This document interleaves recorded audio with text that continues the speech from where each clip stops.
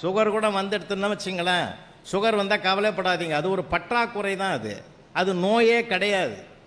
நோயே கிடையாது சார். இப்போ சுகர் இல்லாத மனுஷனே கிடையாது. ஏன்னா வாக்கிங் போகும்போது கூட பாருங்கள், நிறைய பேர் பேசுவான். நல்லா கவனிங்களேன். உனக்கு என்ன பாயிண்ட்டுன்னு இவன் கேட்பான், அவன் இவனை கேட்பான் உனக்கு என்ன பாயிண்ட்டுன்னு. என்னடா பாயிண்ட் டு பாயிண்ட் பஸ்ஸாடா விட்றீங்கன்னு நாம் நினைப்போம். அது இல்லை, உனக்கு எவ்வளோ சுகர்னு அவன் கேட்குறான், இவனுக்கு இவன் அவனுக்கு அவன் எவ்வளோன்னு கேட்குறான்.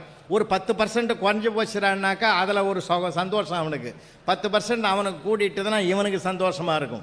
2 சுகர்காரங்க கல்யாண மண்டபத்தில் பாருங்கள் உட்காந்துட்டான்னா சுகரை பற்றி தான் பேசுவானே தவிர இந்த நாடு எந்த பாதையில் போனாலும் அவனுக்கு கவலையே கிடையாது. அந்த மாதிரி பேசுவாங்க.